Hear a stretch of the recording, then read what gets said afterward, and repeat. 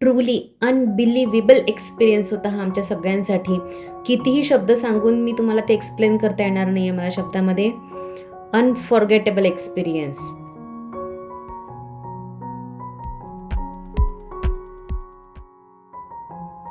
Hello family, तुमचं पुन्हा एकदा स्वागत आहे माझ्या ब्लॉगमध्ये.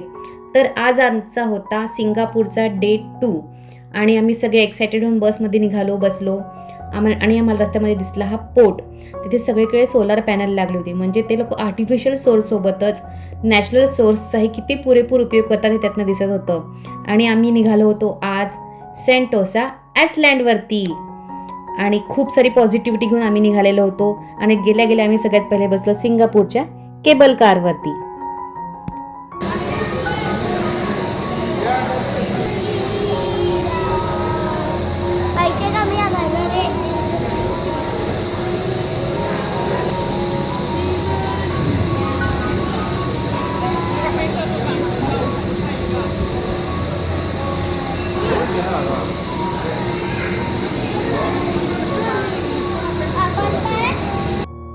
फायनली तो क्षण आला जेव्हा आम्ही बसणार होतो सिंगापूरच्या केबल कारमध्ये. सगळ्यांची ही आमच्या पहिलीच वेळ होती केबल कारमध्ये बसण्याची. खूप धडधडत होतं, पण एक्साइटमेंटही तेवढीच होती. जबरदस्त एक्सपिरियन्स.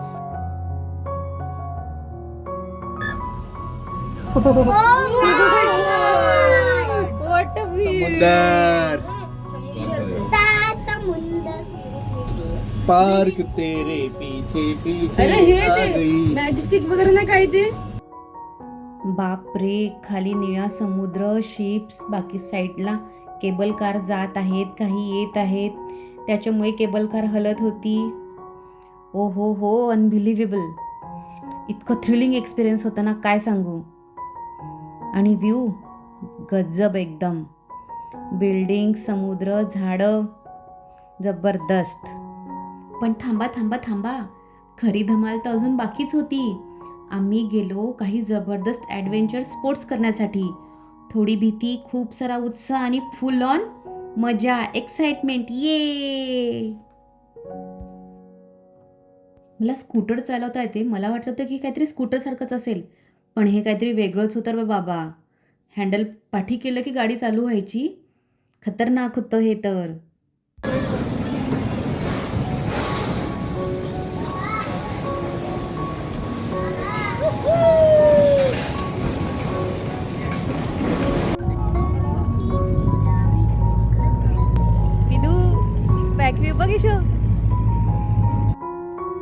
धमाल आणि नुसती धमाल, मज्जा नुसती. जीवाचा सिंगापूर केला आम्ही अक्षरशः. तिथल्या मेट्रोचाही अनुभव घेतला. मी कधीच यापूर्वी मेट्रो ट्रेनमध्ये बसलेली नव्हती. माझ्यासाठी तर फर्स्टच एक्सपिरियन्स होता. तिथेही मजा केली. सगळं अनुभवून घेतलं सिंगापूरमध्ये.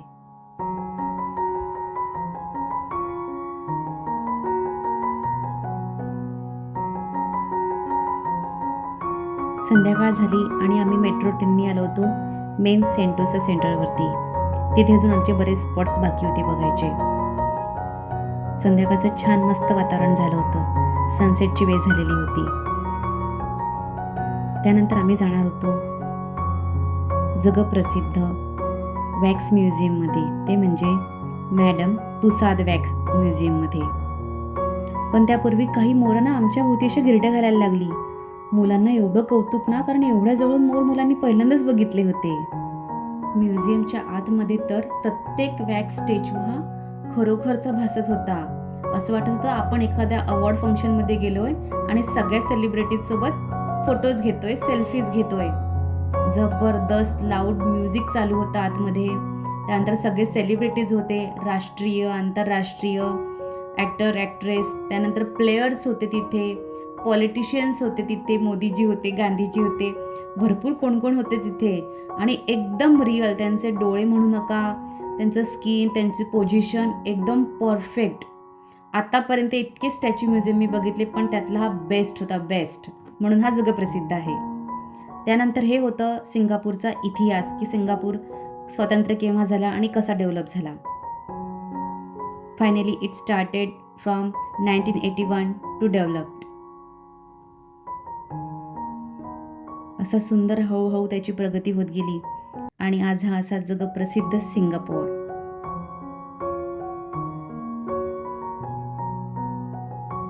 हा तर विहानची फेवरेट प्लेयर.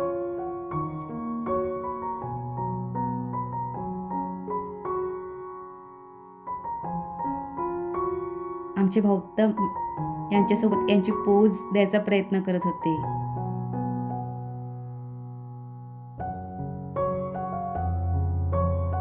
विधी मागे नाही आमची. देसी गलवर ठुमका मी पण लावला. इथे स्क्रीनवर आपणच दिसत होतो. गाण्यावरती नाचायचं होतं आणि हा आमचा खरा खतरो के खिलाडी. आपणच पैसे द्या आणि आपल्याच गळ्यामध्ये संकट ओढवून घ्या. त्याने अजगर गळ्यात घातला होता तो खरा खरा जिवंत यू. त्याची हिंमत बाबा. मी त्याला हातच लावून बघितला, फक्त एक बोट ई गुळगुळीत. त्यानंतर आम्ही निघालो होतो सेंटोसाच्या प्रसिद्ध विंग्स ऑफ टाइम या नाईट शो वरती.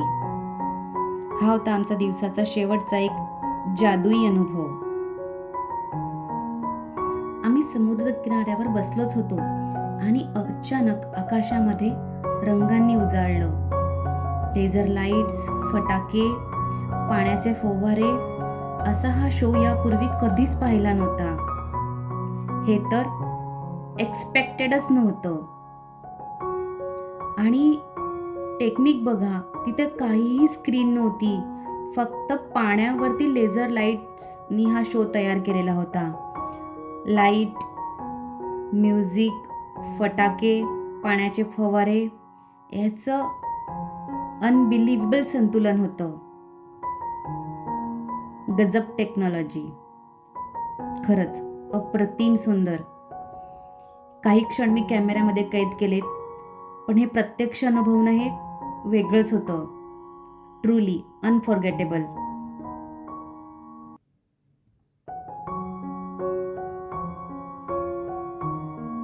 असा विचारही करू नव्हतो शकत आपण की त्या पाण्यावरती ते असा पक्षी लाईट देऊन एक मूवी तयार करतील आपल्यासाठी.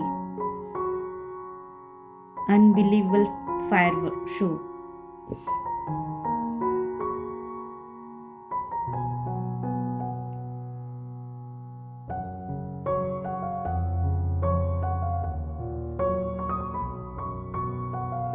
जर अजूनही तुम्ही माझ्या चॅनलला सबस्क्राईब केलं नसेल तर सबस्क्राईब करा.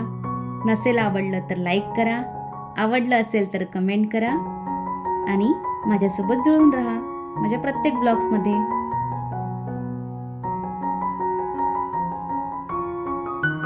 तुम्ही जर सिंगापूरला येणार असाल तर हा शो मिस अजिबात करू नका.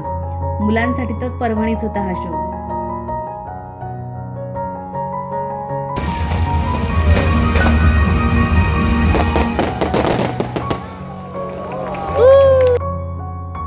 तर असा होता आमचा सिंगापुरातला डे 2.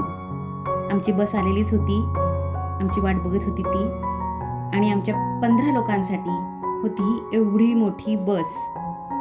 त्यानंतर आम्ही निघालो हॉटेलकडे. भेटूया माझ्या पुढच्या ब्लॉगमध्ये. Bye bye. Stay tune.